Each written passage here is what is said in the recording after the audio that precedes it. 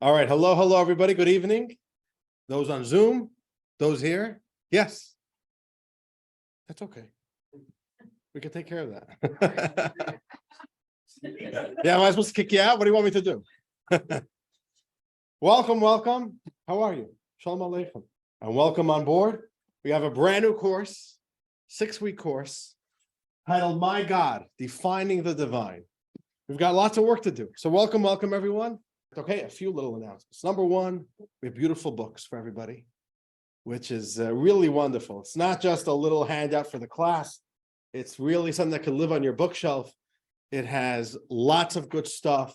It has more than what we're going to be studying in class, supplemental material. It's just really wonderful. And, aesthetically a pleasure to look at as well. Thank God. So you have a book. If you did not get a book yet, for those of you on Zoom, just let me know. And either if you could come pick one up or we could figure out how to get one to you, just let me know. And if not, we sent out the PDF as well for lesson 1. So, and with that, we shall begin. Also, we have a morning class, right? This is all the housekeeping. We have a morning class. We have an evening class. Morning class happens here as well at the Federation, 11 a.m. So feel free to alternate. So let's do this. My God, this is our first lesson. I want to thank anonymous course sponsors. Anonymous course, I always have a course sponsor, but they want to remain anonymous this time for bringing us this course. So let us begin. Here's the way it goes. The story goes, there was a secular family in Israel, and they weren't just secular because they just happened to be secular. They were militantly secular, anti-religious, Jewish family. Real sovereignics, but anti anything to do with Judaism.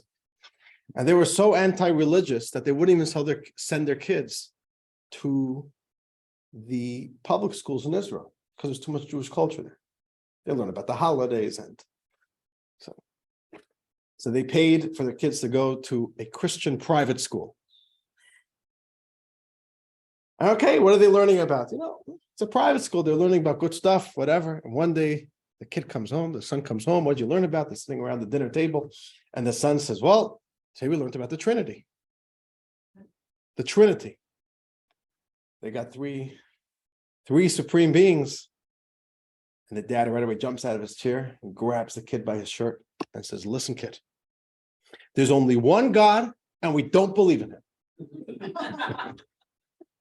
So, there's nobody in this world who doesn't have an opinion about God, whether you believe or you don't believe, or you got questions or you're cynical.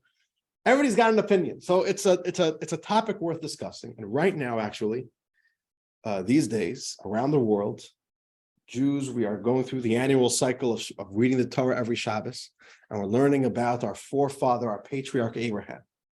And Abraham was the one who discovered God and brought the gift of one God, of monotheism. He brought that gift to the world. And that's really the foundation of Judaism. Judaism is built upon the concept there's only one God. And everything about Judaism, really everything, our belief system, the mitzvos, our value system, the philosophy, it's all built upon this concept that there's a God. And we're going to do a 6-week course about it. So let me ask you, I just want to get a few ideas.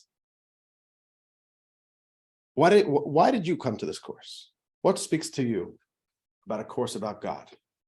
Why is it something you feel that is of value that for the next 6 weeks, 9 hours, God willing, to learn about God as a subject? What appeal does it have to you? What do you say?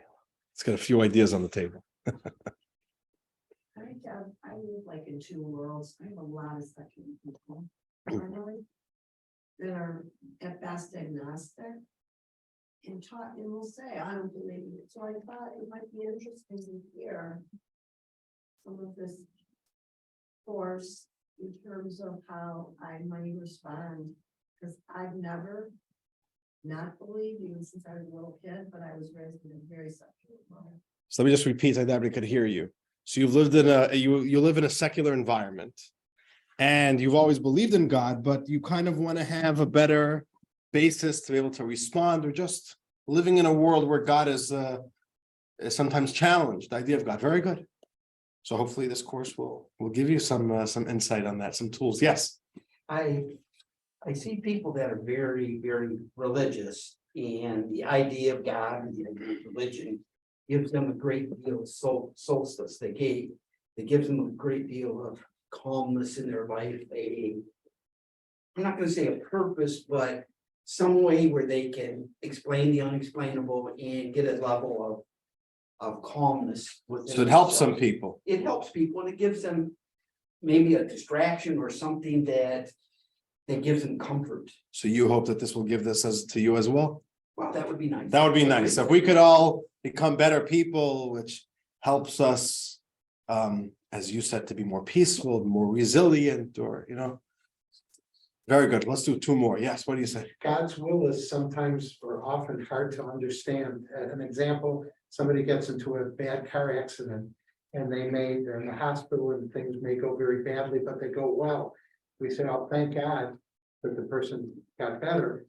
But do we not have to say that God was the one responsible for the accident in the first place? So it's a little hard. We got some iffy problems there. Yeah, that's a very good, let me repeat that because that's very important. Things happen in this world. When something good happens, Jews say, we say, thank God. Oh, thank God this worked out. We're in the Hebrew, Baruch Hashem. But that also implies that not so good things, maybe God is at fault for the not so good things as well. So kind of how do we fit this picture of a God in our life with when life doesn't look so good, right? When it throws lemons our ways. Lisa, you have your hand up? Go ahead, unmute and speak up loud. So we Can you hear me okay? Yeah, go for it. For me as a parent, I feel like my kids who are in their 20s and as teens, they didn't feel a connection to God and to Judaism because of the bad things that have been happening in the world. And so I'm always looking for ways to share experiences and my deep connection to God. So I'm hoping that this course will provide more answers that I can give to them. Very good. So also our children. What tools can we bring home to our children? So I think this is a very important premise as like an opening question. Now, this course is all about questions. We're doing 25 questions. This is a pre-question, which is, what are we doing here at this course? Why should we be doing this course? Why should we be asking questions about God? Someone maybe even say, it's treif, it's not kosher. Asking questions about God. Believe in God and that's it, accept, believe. They're going to ask and probe and prick, whatever. What are you doing? It's a chutzpah. It's blasphemous. Some may say that. That is sacrilegious. Don't do it. So what are we doing here? Why is this course relevant to all of us? I think it's an important question because really, what's the goal? What do we want to get out of this? Some would say that they're just simply curious. Simply curious. Some say they just simply love learning. So whatever it is, I'll come and learn. You're teaching Judaism? Okay, I'll come. As long as you don't put me to sleep. You know that joke? I've already told you that joke, right? We got some new people here, so I'll tell you the joke. A rabbi and a taxi driver happened to show up at the gates of heaven and hell at the same time. They both make their way upstairs together. Taxi driver is first. See, he comes up and whatever it looks like up there, where they judge you and they tell you which way you're going to go, what's going to be your fate in a different place, in a better place. They look at the taxi driver's file. They very quickly determine you're going to heaven. Okay. Takes his bags and goes to heaven. Then the rabbi shows up. They open up the rabbi's files and they start looking, and deliberating, and they're ecking and they're becking. And the rabbi starts getting so insulted. I'm a rabbi. That guy was some low-life taxi driver, I don't know, and you sent him straight to heaven. And me, a rabbi, you're not sure, you're sitting, you're deliberating, you're discussing. What's going on here? They said, look, when we look at his file, what we see is that anybody who ever got into his cab immediately started praying. You, whenever you opened up your mouth, everybody started falling asleep. I don't know.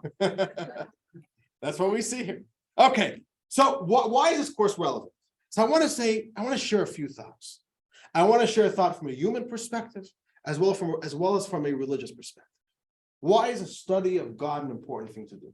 Why is this course important? And this first concept is it's really fascinating to me. So let's forget about religion. Let's forget about religious value.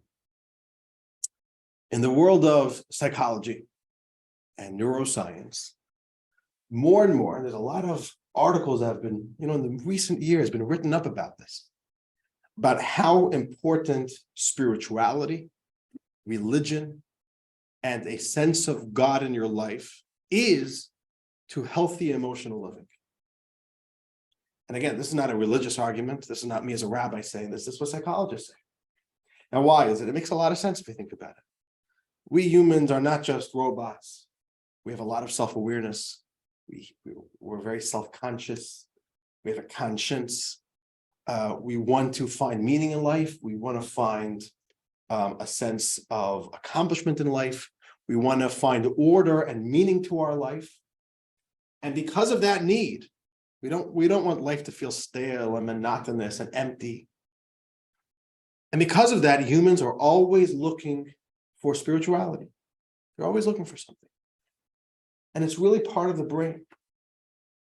Some neuroscientists have referred to this as the God spot. There's literally a part of the brain that only gets activated when a person has a connection to spirituality and really a sense of a supreme being in their life. And I want to read this with you because it's really unbelievable how there's an idea that people change when this part of the brain gets activated, gets awakened. So this is a little quote. Let's begin with our first text. In your books, page 3, text 1. This is from Lisa Miller, Dr. Lisa Miller, probably Jewish, she's a researcher in neuroscience. And she wrote a book called The Awakened Brain, The New Science of Spirituality and Our Quest for an Inspired Life. And I think this is unbelievably fascinating. So let's begin reading. And the way we do it in these classes we go around, everybody gets a chance to read, only if you want. If you don't want to read, then just pass on to the person next to you. So let's begin. And Shelley, I'm going to ask you to begin. Can I pick on you? All right. Text 1, page 3. All right. Go ahead. Each of us is endowed with a natural capacity to perceive a greater reality and consciously connect to the life force that moves in, through and around us. Whether or not we participate in a spiritual practice or adhere to a faith tradition, whether or not we identify as religious or spiritual, our brain has a natural inclination toward a docking station for spiritual awareness. The awakened brain is the neutral circuitry that allows us to see the world more fully and thus enhance our individual, societal, and global well-being. I didn't set out to study spirituality per se. My discovery of the awakened brain began with a desire to understand human resilience and help people who are struggling. Bit by bit, striking data points and my patients' stories of hurt and healing helped me see the spiritual experience that was vital. That was a vital, though overlooked, component of healing. I've discovered the awakened brain is both inherent to our psychology and invaluable to our health and functioning. So really, if you look at it from this perspective, which is really a very powerful concept, a human being connecting more with the concept of God and bringing the concept of God from being just some superficial, aloof, peripheral belief or concept, that doesn't really settle with them, but bringing that into their mind, into their heart, that they connect with it and they can start living with it, is not just, doesn't have value religiously. It's really good for us. It's really good for the human condition. It makes us a better person, makes us a person filled up with more meaning, with more resilience. It's important for our emotional health. So that's the first thing. If you want to understand why it's important to deepen our understanding of God, why is it important to be doing this course? We have right away the human interest, the human reason that the spiritual experience is a vital component of healing. And even before we move on, beyond this course being informative and thought-provoking and hopefully fun, I hope we're gonna have a lot of fun. I want that to be part of the nature of this course. I don't want this to be heavy and giving us a headache, and being too dogmatic. This is exploration. We're exploring. I hope that this course will really make us better people. At the end of 6 weeks, we will be able to look at ourselves and say, you know what, I'm in a better space. I'm in a better emotional space. I feel better about life. And that's what I really hope this is going to do from a very basic human or even global perspective, secular perspective. That's the first idea. Leah, you have a question?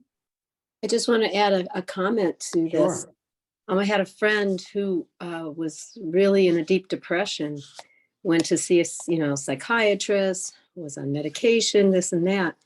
And it really wasn't until this person connected, it happened to be a Chabad rabbi, connected with the Chabad rabbi and studying and learning, it made a huge difference. And they really accredited their change in their psyche on spirit. Right. Very often, it's really just what a person needs. And this is what neuroscience is discovering more and more.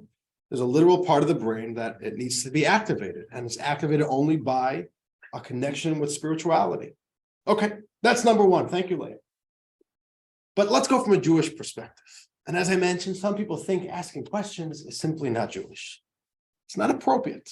A good Jew, you accept the basics, the principles of belief, and what are you? I didn't grow up that way. That's good. Okay, good. But in my environment as a Jew, I was always told, question everything. Very good. It wasn't just to accept, what the rabbi or the teacher or your parents maybe, but we were always told to question everything, always. There you go. That's a concept when you say the other, what you have just presented, it's a strange concept for me. Good. I'm with you. Yeah. I'm with you. But some say, that's heretical, or that's a little bit blasphemous. What are you asking questions? But you have to challenge God. But as to your point, it's exactly the opposite. Judaism says not only are you permitted and allowed to ask and probe and try to explore more, it's not a weakness of faith. It's the opposite. It is very important for every single Jew to not just accept God with belief or faith or some type of conviction, but to ask and study and discover and explore more and more. Keep on probing. And we're going to read now a quote. And we see over here how vital and central the idea of learning, intellectually studying God and everything about God, and how important it is from a Jewish religious perspective. Let's read text 2. This is from the book of Tanya. And for those of you who join our Tanya class, you all know what the Tanya is. And if not, for another time. But the Tanya quotes the Zohar, which is the most basic and most fundamental, not basic as in it's simple, but basic as in the most fundamental book of Kabbalah. Let's read text 2, page 4, and remind me your name one more time. Frida. There we go. So it takes me a few times, but I'll get there. All right. Okay. Frida, go ahead. Text 2. Okay, so text 2, should I start? Or I'll read the With the English, only English, The yeah. entirety of human existence and purpose is to gain intimate knowledge of God's glory and majestic splendor, each individual to the extent of their intellectual capacity. This goal is stated in the Zohar. God created the world in order that they may know him. There you have it. From a Jewish perspective, the Jewish interest in a course like this is, as the Zohar says, an understanding God to the extent possible is the very purpose of our being. God wants us to get to know him, and therefore part of our purpose here in this world is to study the Torah that teaches us about God. So this is very important. There you have it. It's very important. Asking questions, studying, and gaining a deeper understanding and appreciation for God is very central to Judaism. Let's do one more text, which gives us another insight. And actually, it's good that you're saying this, because this is exactly to the point that you mentioned earlier. So Wendy, text 3, page 5. The point of theological discourse. We engage in philosophic and intellectual probes of the principles of our faith for 2 reasons. First, to intellectually confirm that which we already know, having been so informed by God's prophet. Second, to empower ourselves to respond to those who take issue with our belief. So here we have an additional 2 reasons. The second reason is very interesting. Many people will say, I believe in God. It's a conviction they have. I was raised Jewish, or they just simply know it as a gut feeling in their heart. But then the question is, how real is that belief? How firmly entrenched is that belief within you? How real is it? Did you ever intellectually confirm it, that it becomes something that you grasp with a certainty What's the quality of that belief or that faith or that conviction? So many people will say, I don't need to ask questions. I believe my whole life. What do I need all this questions? I don't need it. But here we have one of the greatest sages, Rabbi Sadia Gaon, really one of the greats from Jewish history. He says we need to, there's a value in intellectually confirming that which we already know, that which we already believe. And I want to put this up over here. That's B, to intellectually confirm our inner convictions. Even if you have that conviction already, there's an idea to make it even deeper, make it even more real, bring it even more within you through intellectual discovery. And number 3 is the idea to know how to respond. And by the way, knowing how to respond doesn't mean that you need to respond. Not every argument needs to be taken, right? You don't have to bite every bait. But at least you have to know inside the answers. You have to have an inner confidence. So there we have it. This course is very important. From a very basic human, and again, I'll use the term secular, although that's not the best term. For lack of a better term, human secular, there's value in that. Simply to study about God, and it has a neurological, emotional effect on us. And from a religious perspective, it's very, very important to learn about God. So this is a very important course. And that's what we're going to be doing. 25 questions. We picked the top 25 questions people have been asking about God throughout the ages. And the questions that really any intelligent person should be asking. And we're going to be taking a little look at what Judaism has to say about it. And it's a very engaging format for a course. You know, it's not an hour and a half. The topics are always changing. There's always another new interesting twist. But I guess that's just what you have to do about God, because the study never ends. So we're going to do 25 questions. And this is what we got for today. This is what's on the menu for today. All right. We're going to be doing 4 questions about God today. So we have an hour to do 4 questions. Question number 1 is, what is God? Number 2, where is God? Number 3, how did God come to be?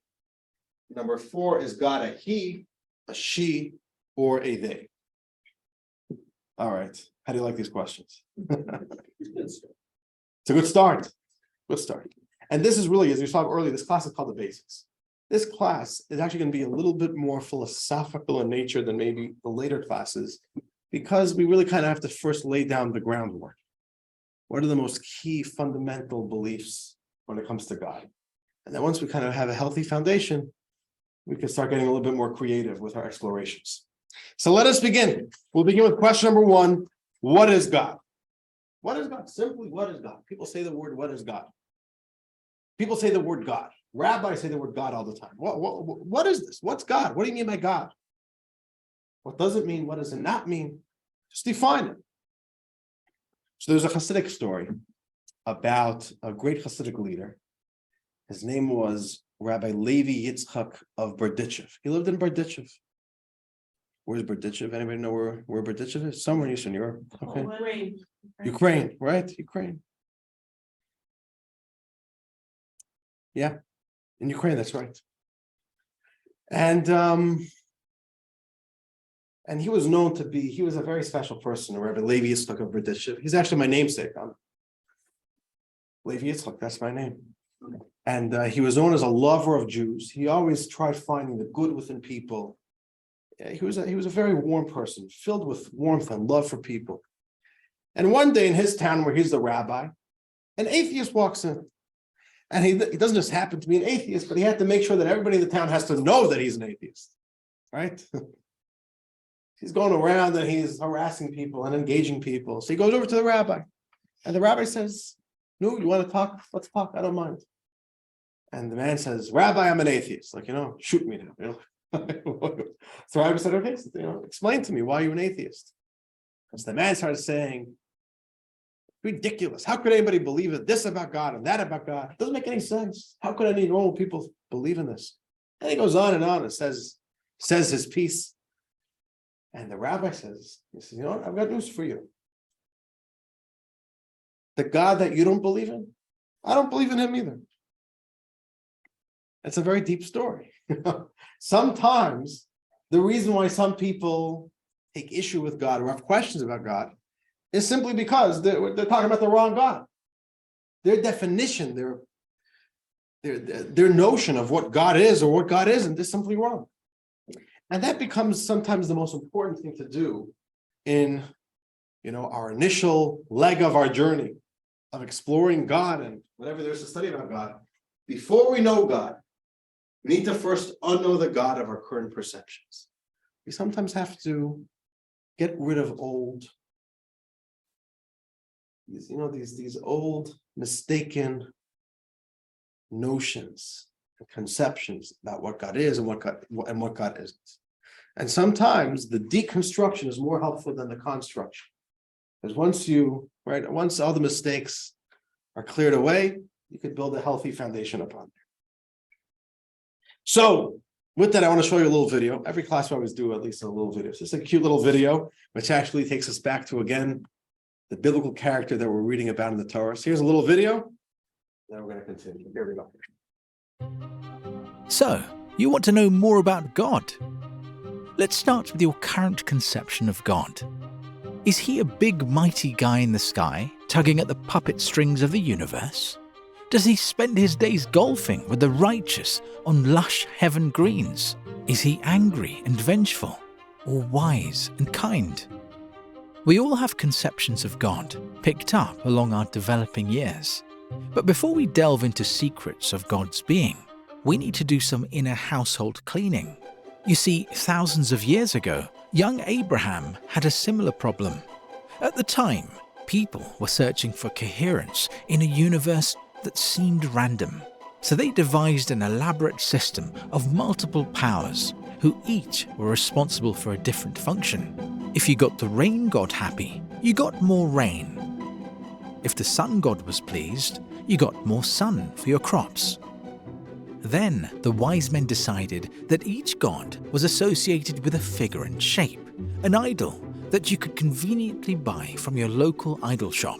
And these figurines had the power to grant or deny your deepest needs and wishes. Abraham's father Terah had just such a shop, and he made the mistake of asking Abraham to man the sales floor for a day. An old woman walked in. "Young man, an idol, please, for my arthritis. Which of these gods is good for my knees?" "How old are you?" Abraham asked. 60, replied the woman. "You poor thing," Abraham said. 60 years old and bowing down to an object that was made yesterday. Embarrassed, the woman slinked away. Next, a woman came in with a plate filled with fine flour. "Take this, young man, and offer it to the idols." But Abraham had a different idea. He took a club and smashed all the idols. He then put the club in the hand of the largest idol. When Terah came to the store, he was furious. "What have you done to the idols?" "I must be honest with you," Abraham responded. "A woman came with a plate of fine flour and asked me to offer it to them. When I set it before them, one of the idols exclaimed, 'I'm starving. I will eat first.' Another quickly protested, 'No, I will eat first.' That started a huge fight. What a scene! The largest idol then stood up, grabbed that club, and smashed the rest of them. "Are you mocking me?" Terah shouted. "Do the idols have any awareness?" Abraham smiled. "Exactly." Abraham went on to teach people what God is not. Before humanity could begin to know what God is, they had to unlearn their crooked conception of him. We are not so different from school or from home or from Hollywood. We ingest portraits of God that stay stuck in stone, not growing with us as we mature and our intelligence blossoms. If and when we decide we want to expand our understanding of God, we must first do what Abraham did. We have to unlearn before we learn. Before constructing God, we need to deconstruct. It's an interesting analogy. The same way Abraham destroyed the gods, maybe we have to do the same thing.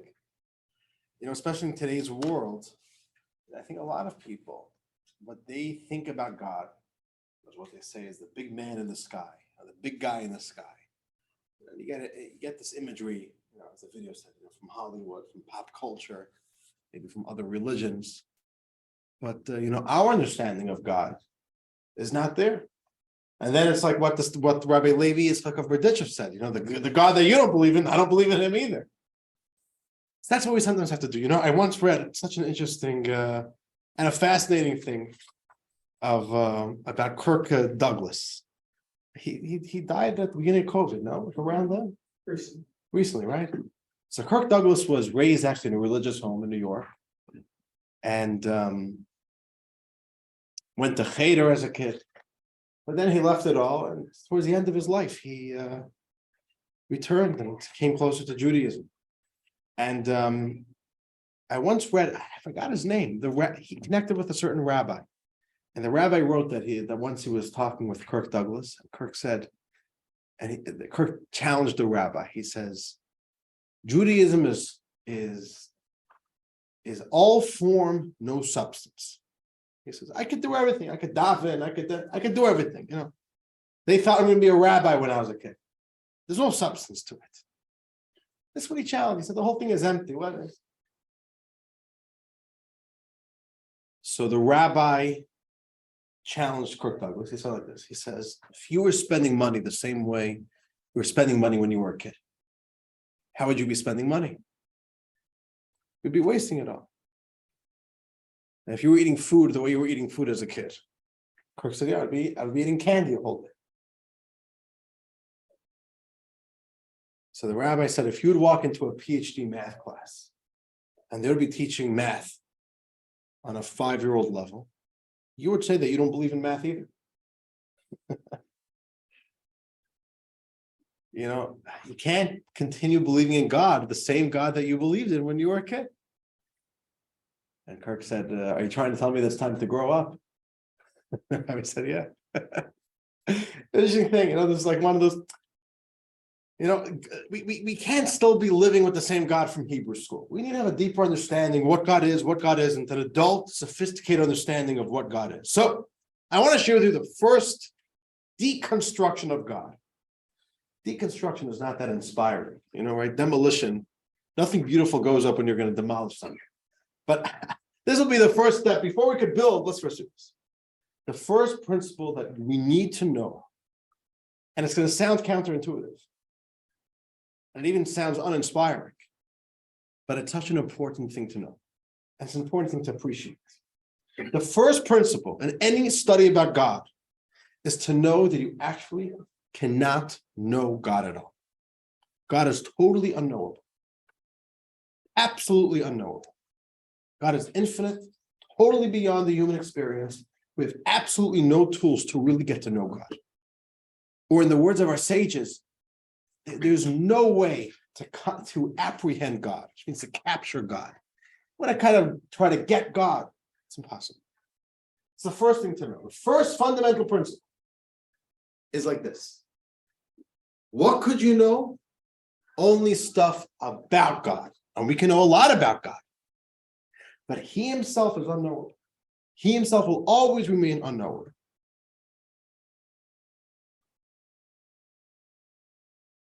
This is also, yeah. Didn't you just read a few moments ago that our mission is to know? Oh, so that's the question. And I also have a practical question. We still got five more classes to do here. So Cross purposes here.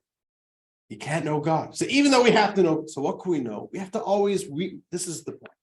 We have to appreciate that no matter how much we study, we're never really getting to know God, he himself. We're only getting to know things about God. And this idea will become clear as the class goes along. This is also the idea in Judaism. The way we refer to God, one of the classical ways in Hebrew, how we refer to God, is with these words, HaKadosh Baruch Hu, the Holy One, blessed be He. We refer to God as Kadosh, holy. Sounds right? God is holy. Our sages say something very, very interesting. What does the word Kadosh mean? So in English, we generally translate Kadosh as holy. But really what it means is removed. And most times in Jewish, in Jewish culture, Jewish life, whenever you have the word Kadosh, it means we are removing something. We are separating. Here's an example. Friday night, what do we make? Kiddush. Same word, Kiddush, Kadosh. What's the act of Kiddush? And that's actually what we're saying. We are separating this day from the rest of the days. There's the week, and now this day is just different. Separated. Same thing happens under the wedding canopy, under the chuppah. The act of marriage in Hebrew is called kiddushin. Same thing. What does that mean? We're saying that this woman, right now, from the perspective of this man, this woman is now being separate from all other women, right? There's millions and billions of women walking the planet. This one is different. This one's removed from everybody else. That only this one is my wife, and only this man is her husband. And there's many more examples. That's what the word kadosh means. So what are we saying when we refer to God as holy? HaKadosh Baruch Hu. God is the Holy One, blessed be He. What we're saying is God is totally removed. God totally transcends the human experience. And we have to appreciate it, even though, as I mentioned, it's a little bit of an uninspiring idea. It makes God feel very far. It makes God feel very distant, very not personal. But we have to appreciate it, as we're going to see soon. If not, we are not truly understanding God. That's the irony of the whole thing. Exactly. That's beautiful. That's the paradox. Exactly. It's a paradox. Word, yeah. No matter what we know. So we have to always remember our inherent limitation. So what's the example of this? Right. So HaKadosh Baruch Hu means he's detached from every form of physicality, whatever we have in our life, whatever tools we have in our life to discover, to learn, to associate. God is beyond that, totally beyond that. Here's a little example. This is a little bit of an example that comes from the world of philosophy. It could be you're familiar with this. I think I've used this in some previous classes. This is called Blind Men and an Elephant. That's the name of this analogy, of this metaphor. And the idea is you take a bunch of blind men and you put them near different parts of an elephant, you tell them to describe what they feel. And the guy who's touching the trunk says it's a snake. The one who's holding the tusk says it's a spear. The one who feels the walls, the body says it's a wall. You feel the ears, he says it's a fan. The tail, it's a rope. The foot, it's a tree. Here's a question. Which one of these guys is right and who's wrong? The answers are all right and they're all wrong. They're all right because, yeah, technically they all are saying a truth about an attribute about an elephant, but none of them are actually saying what an elephant is. They're saying a lot of things about an elephant. But the essential quality, the essential nature, the basic definition of what an elephant is, they're not getting to that. And in our exploration of God, we have to always keep that in mind. God is totally transcends our ability to truly know Him Himself, His true essential definition. We can only say HaKadosh Baruch Hu. He's totally beyond us. We just simply don't even have the tools. I want to clarify. This doesn't mean that our logic is not strong enough. That's not what I mean. What I mean is that God is simply beyond logic. Same thing like saying, can you learn 2 + 2 = 4 with a fork? Could you learn math with a fork? No, it's the wrong tool. It's just forks are good for food. Logic is good for logic or for ideas. And the same thing, you want to explore outer space. So what do you need? A telescope. You can't eat with a telescope. You can't explore the space with a fork. So it's not like, oh, your fork is not strong enough to learn math with it. It's not that it's not a deficiency in the fork. It's just totally off. This is not the way you get to this. It's not that human logic is too weak to learn about God. It's the wrong tool. God transcends all these tools that we have within our world that we used to learn. That's what we have to appreciate. It's the first thing we need to know about God. And this is a very important premise. Why? Because we humans tend to project onto God.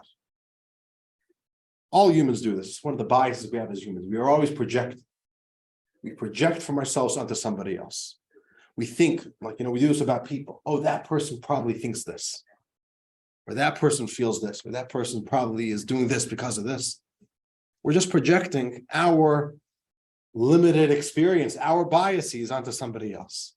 So there's a famous line, I don't know where it comes from. The line goes like this: that God created us in his image, and mankind then returned the favor. And we paint God in our image. Right? Which means humans, too often, we build our conception of God based on, like, some macro version of me, some greater version of me. But in Judaism, that's called idolatry. You're giving an image to God. It's the first thing which is so important to know. God transcends. God is beyond. And we can't do that. We have to make sure, we have to always remember that we have a blindness. So I want to put over here. We must recognize our blindness in this area, just like those blind men touching the elephant. We have to always remember we are that blind. We are those blind people. No matter how much we'll study, we have to always remember we're just getting a little glimmer. We're learning a little bit about God, attribute about God. God himself is beyond. And this is the first thing. This is the first thing to know. And this is really the answer to our first question, which I must admit is not such an inspiring answer. What is God? The answer really is we don't know, we can't know. And if we think we know, we're off to a bad start. And we can only understand things about him. So we're going to keep on studying. We're going to study a lot. We're only studying things about God. That's the destruction. Now we got to start some construction. That's our first question. How are we doing, guys? Any questions? Any thoughts? Now, again, I'm gonna again validate your feeling that is an uninspiring point. But it's such an important premise. It's such an important premise. God is totally unknowable. Whatever we will know is things about him. And as we keep on going through today's lesson and the course, we're going to appreciate the importance of this first principle. Sounds good? Keep on trucking. Leah, you have a question? Always. So Okay. do you encourage questions, right? Exactly. So do we negate that Abraham knew God? You said you cannot know God. Right. That's a good question. Yeah, he had a limited understanding of, it was, no matter how much he did have, it was inherently limited. He knew a lot about God, but God himself is not within the possibility of a human to truly know. It's impossible. Totally infinite, totally transcendent. Let us then move on to question number 2. Where is God? Question number 2, where is God? So here goes the story. A young mom, she was a single mom. She had 2 boys, 11 and 9. And they were terrorists, walking tornadoes. She couldn't begin to control them. It was a disaster. And she was at wit's end. She didn't know what to do. So she went to the city's rabbi and said, could you maybe try to speak to my 2 sons? And I don't know, maybe you could make them into a little bit of a mensch. So the rabbi says, I'll try. First, send in your younger son. We'll start with the easier case. So the little boy comes to the rabbi's office, sits across from the rabbi. And the rabbi says, little boy, do you know where God is? Where's God? And the boy is quite overwhelmed, and he doesn't say anything. The rabbi, leans in and a little bit firmer says, do you know? Tell me, where is God? Where do you think God is? Where is God? And the boy, shaking and nervous, jumps up, runs out of the rabbi's office, runs home, finds his older brother, pulls him into his room and says, listen, we are in big, big trouble. God is missing and they think we did it. That's the story. Where is God?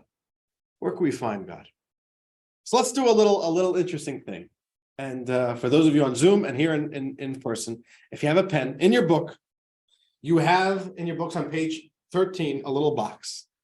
And I want you to take a moment, literally this 10, 15 seconds.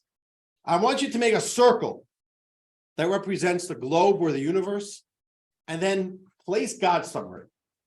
If you had to visualize where God is in relation to our world, our universe, where is God going in this picture? What do you say? I'm going to read the chat while you do this.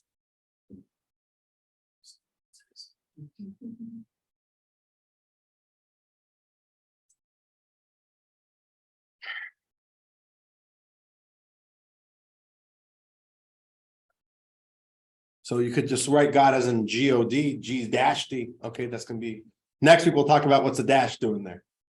But where would you put God? Okay, let's get some suggestions. What do you say? Everywhere. God is everywhere. So there's the universe and God's everywhere. Very good. What else? Anyone else? Any alternative visualizations that you came up with? And on Zoom as well, feel free to unmute if you want to share. What do you say? Where did you put God? Wendy, where? I'm thinking, go ahead. No. I was just picking I'm on thinking, Where's her hand? maybe I could No, just raise your hand. outside that circle. Maybe outside the circle, maybe beyond. Yeah, Keep Eli, raising it. what do you say? Beth or Eli? Actually, that's where I had God shown as well. Outside of, the multi planets and stars and everything else in the universe, and out beyond all of that, I have God circled. There you go. So there's a universe and God is beyond that. Did I get you right, Eli? You got me right. Thank you. There we go. Yeah, that God is outside. Okay. That's generally kind of the two things you could say. God is beyond, transcendent, in heaven, what we would say, right? God is beyond. Or we could say God is everywhere. And the real truth is, both of those answers are quite solidly founded in most classical Jewish sources in the Bible. Both of those are true. And within Judaism, there's two depictions of God's location. One is in the heavens and one is everywhere. So let's read just a sample verse for each one of these. Text 7, page 13. This is a verse from Deuteronomy. And what do we say? I'll read this text, a short text. Gaze down from the heavens, your holy dwelling place, and bless your people Israel. What does this tell you? Where is God? Look down from the heavens. That's where God is. Okay. But then let's go to another verse, another biblical verse, this one from Isaiah. And you can find dozens of verses that support each of these. Text 8, page 14, from Isaiah. The verse says, holy, holy, holy is the God of the heavenly hosts. The entire world is filled with his glory. Where is God? Oh, everywhere. The entire world is filled with him. So really, God, we have both of these ideas. Rabbi, Yes. Rabbi, could God be beyond the multiverse? Could God be beyond the multiverse? Multiverse. If there's a multiverse, scientists are talking about that now, that there are many different universes, and this happens to be the one with the right numbers, Yes, that would maybe be the idea of God being in the heavens, that God's transcendent, God's beyond. Jewish philosophy comes along and says, both of these verses are true. God is in the heavens and God's everywhere. First of all, that seems like a contradiction. Which one is it? Is God in the heavens or is God everywhere? But Jewish philosophy comes and says, and this is really, it's not just Jewish philosophy, it's really classical Judaism. Philosophy brings out this concept. Saying that God is everywhere is wrong. It's the wrong answer. It's technically true, but you're phrasing it wrong. Saying God is everywhere is limiting God. Why is it limiting God? Hear me out. It's a little bit of a deep, nuanced concept. By saying that God is everywhere, what's the premise? The premise is that there's space, and then there's what's in that space. So God is in space. You're kind of limiting God, and you're saying there's a context before God. It's like, for example, I'm not in that room. If I go to that room, then I'm in that room. And if I move this table to that room, then this table goes into that room.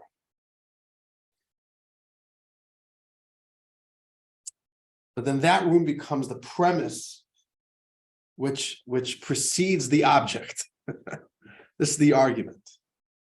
And that's wrong to say about God. So Jewish philosophy, and so one moment says like this.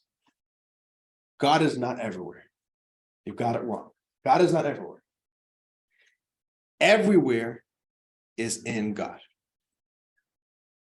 God is not in every place. Place and space is within God. Or in other words, what's the context for what? Space. The world is not the context for God. God is the context for all of space. And this is what our sages say in the Medrash. Let's look at text 9. When do you read, right? So Thomas, are we by you? Okay. Give us a read. Text 14, Tom. On page 9, Yes. I must be honest with you, Abraham. No. Text 9. Text 9. Text word. Page more deep.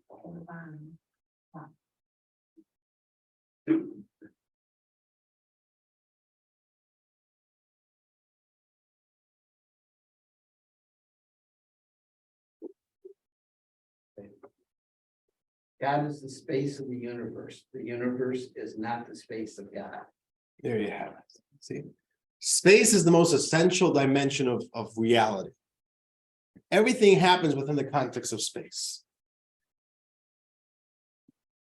When we say that God is the space of the universe, it means that God is the context for everything. Everything happens within God's context. You know, if you want to have a little bit of a conception of this, here's a question. Imagine you're dreaming. Okay, you had a dream last night. Where were you in relation to that dream? In that dream, You're in the dream. right? Yeah, it's true. You're in the dream. And that's actually the wrong way to say it. The dream is not there, and then you are all over the dream. The whole it's the first is you, and then the dream happens in you. Once the dream is in you, yeah, it happens to be you're also all over the dream. Understand what I'm saying? Yes. So saying God is everywhere. No, you got it wrong. That doesn't make any sense. Everywhere is in God. That's the real way to put it. So that's the essential answer to this idea. And this also explains one of the, again, I'll give you explain through a Hebrew term. One of the ways that we refer to God in Hebrew is with the Hebrew word makom. It could be something you're familiar in a shiva home, the traditional Hebrew greeting. Not greeting, but the condolence wish that we say to mourners. It begins with the words hamakom yinachem eschem. May the makom comfort you. What's makom? Are you a little bit familiar with Hebrew? Makom means place. Makom means space. Makom. May the space or may the place comfort you. What does that mean? What does makom mean? Space. And it's referring to God. So in English, generally we translate that as may the omnipresent comfort you. But it means deeper. It's because God is the space of the universe. God holds the whole universe within him. He is the context of the universe. The universe is not the context for him. The same way you are the context for your dream, the dream is not the context for you. Or you can do the same thing for your imagination, right? You're not in your imagination. You happen to also be all over your imagination. Every single part of whatever you thought of, every figment of your imagination has you all over it. But so you're all over your imagination, but that's not the right way to put it. The real way to put it is the imagination is within you. Okay. So this is the ultimate answer to the question. Where is God? The answer truly is everywhere is in God. So you could technically say God is everywhere. That's the very simplistic way to say it. Yeah, God is everywhere. Okay, but now I want to ask you a little question before we move on. The ultimate answer to this question is, it's not that God is everywhere, everywhere is in God. God is all over the place, but it's because everything is within God. So here's my question for you. Before we show two biblical examples, one says God's in the heaven, one says God is everywhere. That seems to be a little bit of a contradiction. Which one is it? Is God in the heavens or is God everywhere? If God is here, then what does it mean God's in the heavens? If God's in the heavens, how could you say he's here? And throughout, this is not just a contradiction between two biblical verses. This is essential to like kind of our understanding of Judaism. In our prayers, we're constantly bouncing back and forth between these two ideas. God's in heaven and then God's everywhere. What's up with like constantly these two conflicting concepts? And the answer is they're not conflicting. They're both two truths in the way we understand God and the way we understand our relationship with God and God's relationship with us. Both are true at the same time. And this is where we complement the point that we made in the previous question. God in the heavens represents the concept that God transcends us. He's utterly beyond us. Like we've learned earlier, God is unknowable. We have to always remember that. Where is God? God is in the heavens. God is beyond the physical universe. Heavens, by the way, doesn't mean in outer space, right? It doesn't mean like you pass the atmosphere. Oh, there's God. It means he's outside of the physical realm. He's totally beyond, totally transcendent. At the same time, we say God is everywhere. God transcends. God is infinite. Part of God's infinity is that he totally transcends, and yet he is also found everywhere. God is found within the world, throughout the world. And even though God is so transcendent, so beyond us, he can yet be seen right here. He is so close, you could see him in every physical object, in every physical event. And both are true at the same time. You have to appreciate both at the same time. There's nowhere where God is not. There's nowhere where you don't see the fingerprints of God. At the same time, God is totally beyond all of that. It's two truisms at once. God is all over, but God is in the heavens, but God is also all over. He's accessible. And this leads us to the beautiful Hasidic line. There's a Hasidic line, it goes like this: where is God? Wherever you let him in. God is unknowable, but God is everywhere. And we could bring God into our mind and into our hearts. And on this note, I want to share with you a video. And it's a very moving video because it's obviously, it was a moving, it's someone's sharing an experience. It's a very moving video, but I myself I'm going to ask you to help me, decipher exactly what's happening here. Here's a little video. So here we go. Back in 1972, I was on a concert tour with the Rolling Stones on their American tour. It was a 2-month summer tour. I was 24 years old at the time, and not exactly a spiritual experience, let's say. I had a close relationship with Rabbi Gurari, who was the shliach in Buffalo. At the time, I was in the University of Buffalo, even though I was taking time off for the music industry. And I called him, and I started sharing some of the questions with him. I was in New York at the time, and he said, there's only one person that could help you, and that's the Lubavitcher Rebbe. He gave me an address, go to 770 Eastern Parkway, meet my brother-in-law, I believe his name was Yossi Hendel. You seek him out, and you come exactly at this time. It was a bitter cold winter day in January of 1973. He'll come out in front of 770, and maybe you'll have an opportunity to talk to him. And I'll try to paint a picture of what I looked like at the time.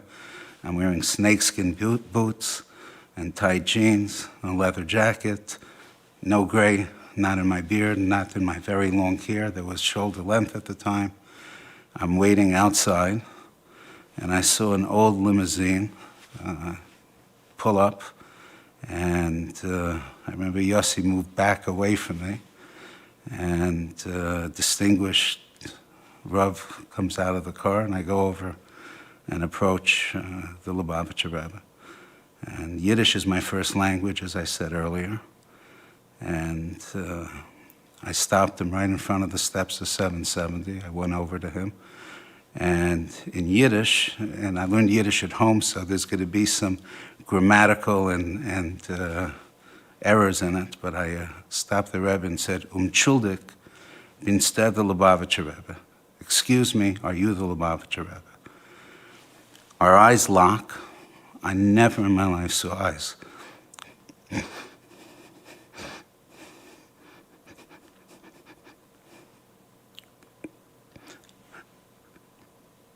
I never saw ice, like the Rebbe's ice before. And he didn't say, yes, I am the Rebbe. He didn't say no. He said, was ist dein Name und von wann bist du? What is your name and where are you from? I give him my name, tell him where I'm from, where my parents are from. And I said, ich habe eine Frage. I have a question. He says, frag, ask. And I ask him, and our eyes are locked. It's all of a sudden, it's like there's nothing around us, it's just the two of us. It was an incredibly spiritual experience for me. And I asked him, wo ist Gott? Where is God? And the Rebbe answers me, umetum, every place. I said, ich weiß, I know, aber avu, but where?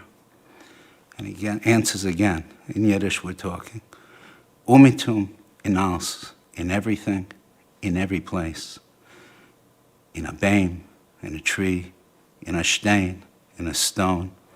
I'm quoting word for word. And I say to the Rebbe, ich weiß, aber avu, I know, but where? And he said something that really blew me away, so to speak.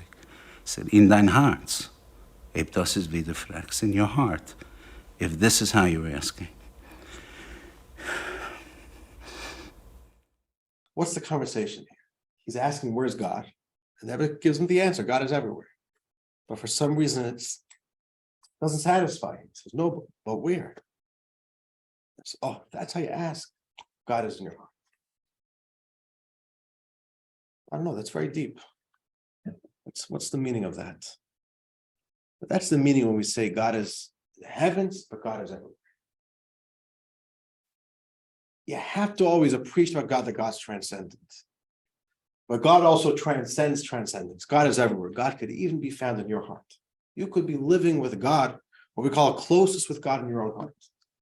And I think that's the little message over here from this question. Where is God? So yes, from a philosophical perspective, everywhere is in God. We also have to remember, God is so big, he could even live inside you. Just we have to make some space. Let's put it this way. God is transcendent. That doesn't mean that he's beyond your reach. God is so big, he's not limited to just being big. And there's the idea of where is God? Make space for him. You know, open up the door to your wording, the doors of your mind, the door of your heart, and bring God into your life. And that takes conscious effort, because God can live within you. So let's wrap up this question with that. Where is God? And the real question is, where are we allowing God into our lives? We have to bring God into our lives. We have to open ourselves up. And how do we do that? There's a lot of ways how we can do that. Change our perspectives. Make space literally for time in our schedule. Make God a priority.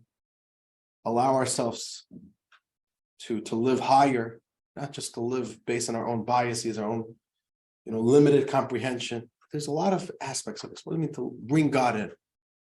But this is the art. God is so transcendent.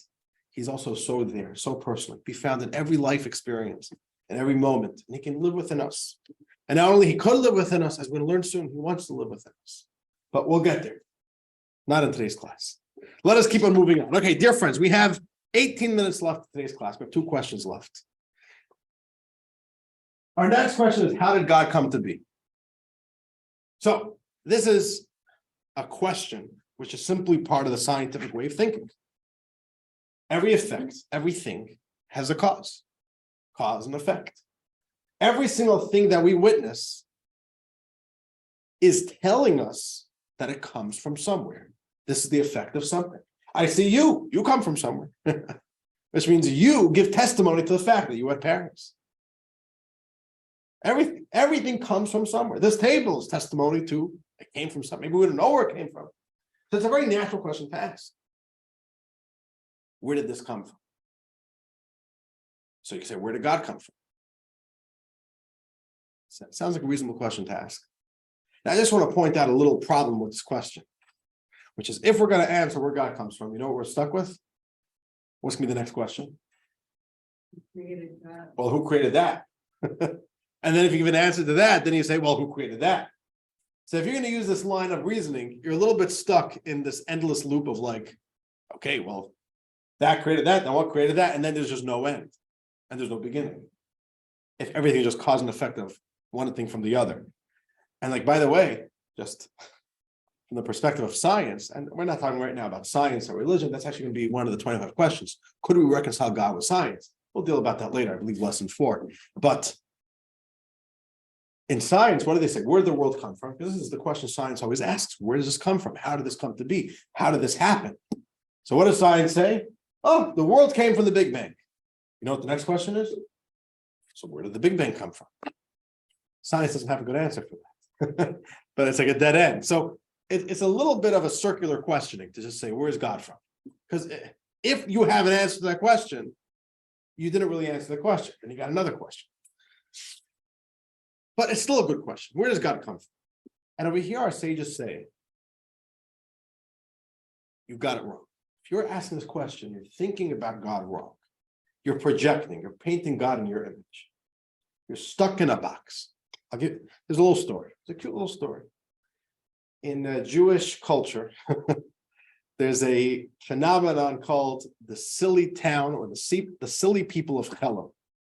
Chelam is a town in Poland, and for some reason, which nobody knows why, in Jewish culture, we're talking about, not just recent culture, but over the past 100+ years, the stereotype is that the people of Chelam were very silly and very stupid, very stupid, very foolish. So the story goes this: people of Chelam, and they thought they were very smart, by the way. That's part of the stereotype. They thought they're very smart. All of a sudden they hear there's something called the locomotive, a new invention, locomotive. Until then, how do wheels move? Horsepower. Till today, we still call it horsepower. And all of a sudden, there's a new invention of a locomotive that goes without any horses. And they're like, this can't be. So the guy, they all voted who's the smartest guy from Chelam, and they sent him as a private investigator. They all chipped in the money to buy a ticket on a locomotive to figure out what is the scam here. How are they getting this thing to move without horses? So he goes, travels locomotive, comes back. He tells his friends, I've got good news. I figured it out 95%. We basically got it. He says, what is it? Look, the locomotive has 10 trains. The 10th one is being pulled by the 9th. So that the 10th train is being pulled by the 9th train in front of it. So that we got taken care of. The 9th is being pulled by the 8th. The 8th is being pulled by the 7th. You see, we're already 30% there. And all of them are being pulled by the first one. That's 90%. Oh. How is the first one being pulled? This is what he says. Obviously, by horses. The only thing which I didn't figure out is how did they manage to fit the horses into the wheels? That's the story. That's the story. Now, he figured out 95%. What does the story bring out? Sometimes you're so stuck in thinking about something in one way that you don't realize that you're so stuck in one setting that you're not allowing yourself to realize maybe this is different. And Jewish philosophy says this idea. About most things in creation, you could say, and you could ask the question, where does this come from? And that's a valid question, and there is a valid answer.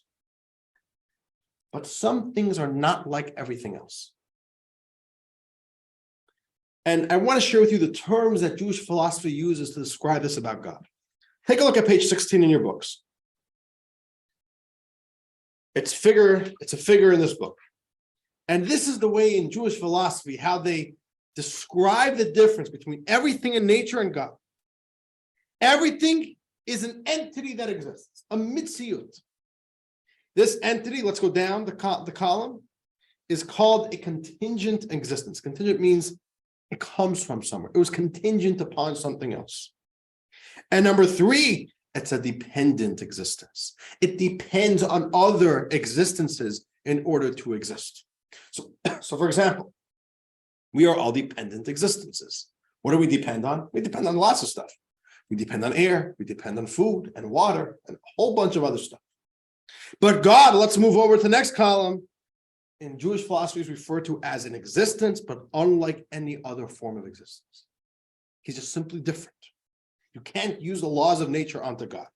God created nature with the laws of nature. And because of laws of nature, we could discover nature with science. But God is not limited to those laws. Next line, God is a necessary existence, which means God is not contingent. Nobody had to invent God. Nobody had to bring God into being. He's a necessary existence. I'll give you an example for this in a moment. And God, the last line, is an independent existence.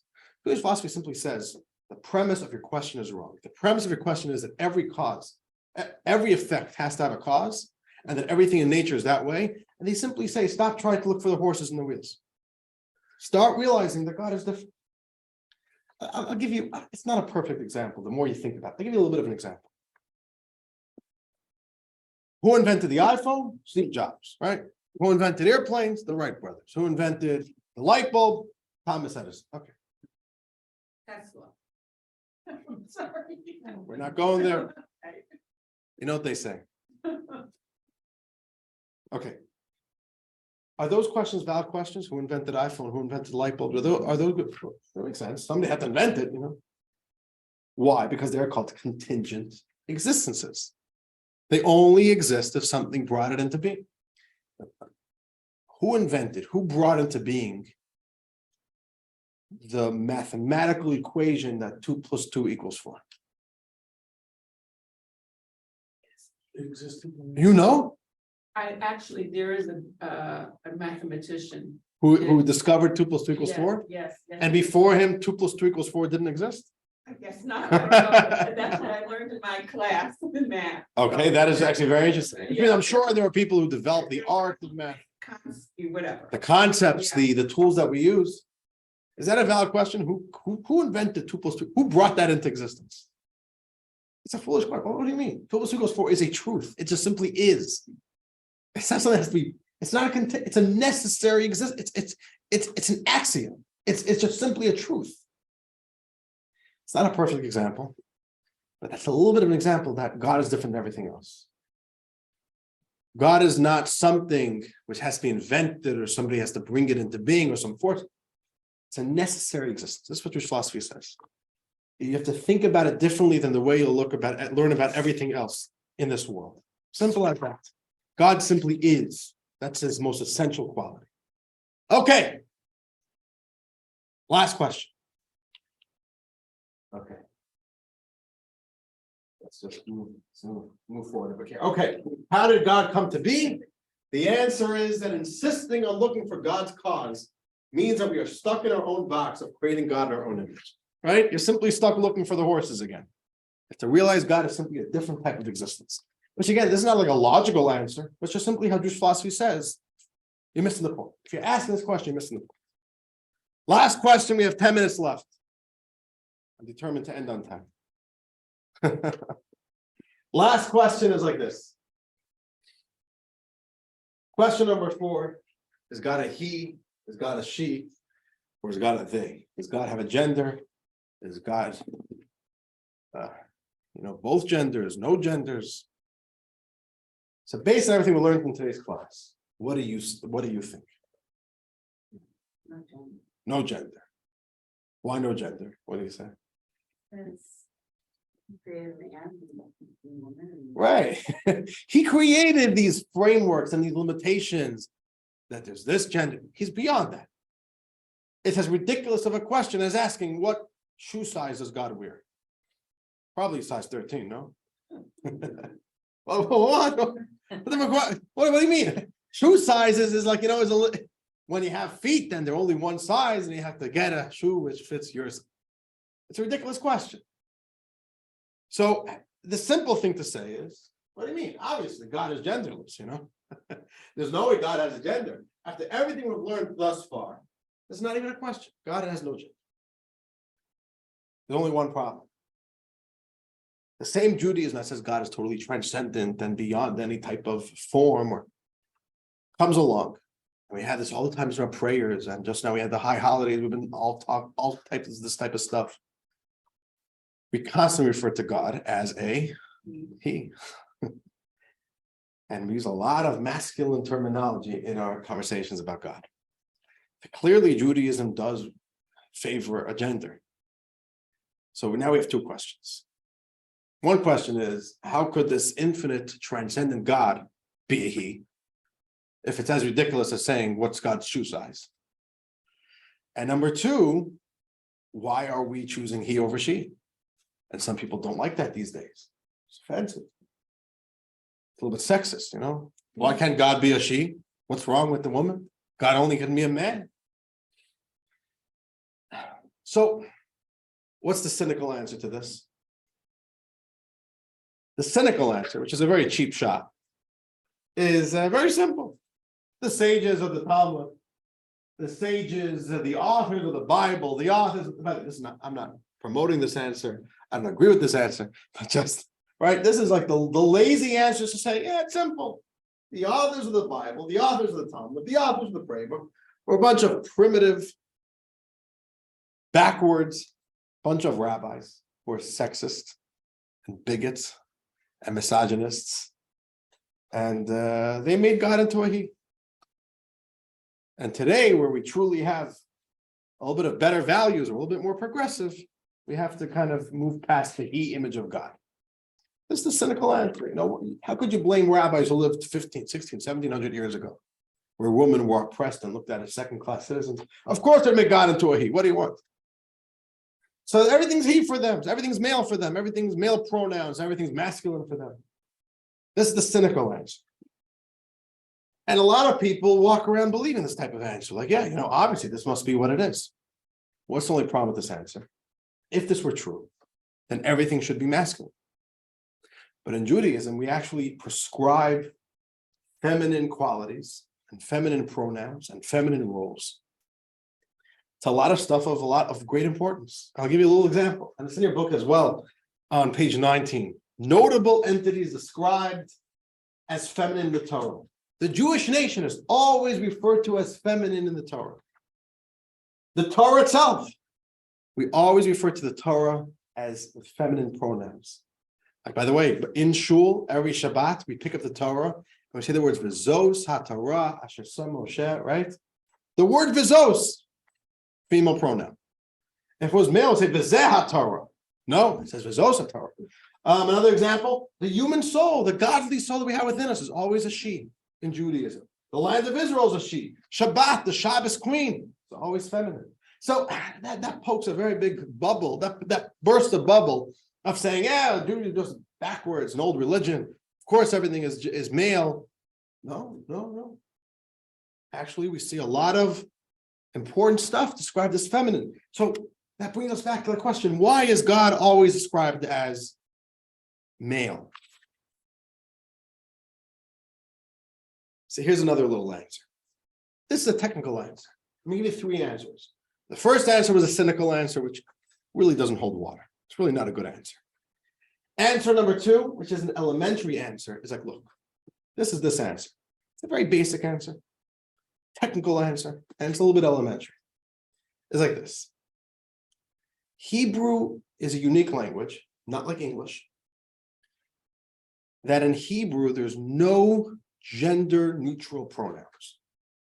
Something like it, or you, or they doesn't exist in Hebrew. I think French also is like this. Everybody know, right? You have to choose a pronoun. You have to choose a gender. You could be talking about a cup of water and you have to choose a gender. So for example, in Hebrew, if I simply say the word you in English, I could be talking to anybody, anything. But in Hebrew, if I'm talking to a male, I would say ata. If I'm speaking to a female, I'd say at. I remember I was walking the streets of Israel. I was a little kid, 13 years old, and I had my broken little Hebrew trying to walk around. And I addressed a woman once saying, ata. And she literally turned around like, talking to me? You're talking to the wrong person. You're using a male pronoun. So from this perspective, Hebrew can't be gender neutral. You have to choose a gender. Talking about the land of Israel, you got to choose a gender. The Torah doesn't have a gender. You got to choose a gender if you're going to speak about it in Hebrew. So this technical answer is, look, Judaism can't get away without a gender.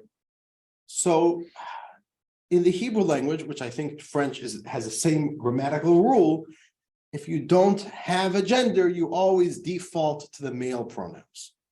That's the default. It doesn't mean it's necessarily a he, but a cup of water is going to be a he. Not because a cup of water is a he, just because that's the default.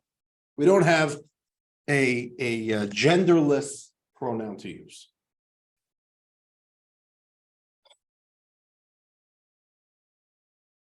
That's a technical answer. And if I wanted to get out of answering this question, I just wanted to give somebody a quick answer, this is what I would say. It's not a big deal. Judaism is not misogynist, it's not sexist. Judaism can't refer to God as an it. The word it in Hebrew needs to have a gender. So we do male. But really, this answer as well doesn't really work. Because it's not a technical he pronoun that Judaism uses a lot. Judaism really gets very colorful and very descriptive in very male and masculine descriptions of God. We refer to God like high holidays. How do we describe God? Avinu Malkeinu, our Father, our King. A lot of God is described with very heavy male roles. So what's up with God being male? If God is genderless, what's up with God being males? It's 9 o'clock. I'm going to go 2 minutes over. Don't worry. We're on our final leg here.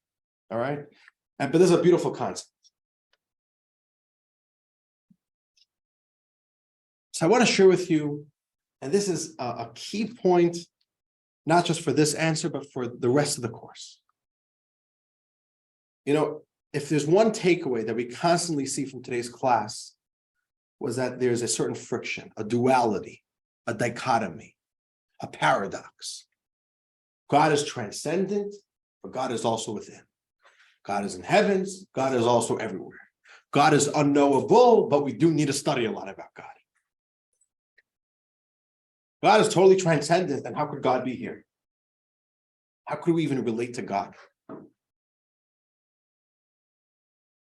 And the key, such an important principle in understanding God is that God's essence, as we learned earlier, is unknowable. God is in the heavens. God is transcendent. You cannot know God. But God also relates to the world. And God assumes certain personalities. And God assumes certain definitions, certain modalities, certain roles in the way he relates to nature. So is God our Father? Yes and no. God is our Father. That's one of the roles in the way God relates to us. And therefore we can relate to God that way as well as God's children. But you can't limit God to that. That's just the way God expresses. It's one expression. It doesn't capture God's essence. So really God is genderless. God is no gender. The essence of God is genderless. But Judaism teaches the way God relates to the world is generally in the male role. God generally assumes a masculine role, the masculine modality in the way he relates to us. This is not to say that God never also works within the world in the feminine role. Certain names of God are clearly feminine. For example, the word Shechina. Shechina is feminine. So God can work within the world using many modalities, which he does. And we're going to learn more about this as we continue going through the course. But generally speaking, God relates to us. The way God relates to us as a Jew, as the Jewish people, as a collective, with the world as a whole, is within the male context. What does that even mean? What does it mean God is relating to us in the male context? So here's the idea. Let's look at text 15, our final text for the day. Text 15, page 22. Our sages teach us, it's in the Mishnah. Our sages say, it says in the book, the Song of Songs, on the day of his marriage, this refers to the day of the giving of the Torah. God is not just a male, but God is a male who entered a relationship with a female. And that relationship began at the giving of the Torah. Who is the female? It's us. So what does that mean that we are the female, God is the male? It's very simple. Male and female are not just two genders, but it's a model that God created within nature. of how things happen. And if you want to talk about it on the most biologically essential level, male and female together can procreate, but they have different roles. The role of the male is what we're going to call the initiator. Let me put this up over here. Male is initiator. Female in Judaism is referred to as the cultivator. The male, masculine role initiates, inspires, gives the first step. The female then takes that initiation, that energy, and can cultivate it to something meaningful and to something which elicits results. The male can initiate as much as he wants. If there's no female to cultivate it, it's worthless. The female has a potential to cultivate. If there's no male who's initiating, cultivation is worthless. There's nothing there. Nothing's going to be produced. So we have to appreciate the way God relates to us is in the male and female role. God is the initiator. We are the cultivator. And it's a very profound concept. When we refer to God in masculine terms, we refer to our symbiotic relationship with Him as our initiator and we as the cultivator. Think about it. God gives us the Torah. The Torah is just a spark of energy. Who makes the Torah happen? Who makes the effect of the Torah happen? Who changes the world with the Torah? That's the female world. That's the cultivating world. Even in nature, God gives us nature. There's no bread. Bread doesn't grow from the ground. But the tools, the energy with which we can cultivate to make food, we can cultivate to make medicine, we can cultivate for scientific and technological advances. So when we refer to God as a He, we are referring to God in the most beautiful model. God is with us in a relationship. God is assuming the male role, and we assume the female role. And that also means that as much as we need God, God needs us.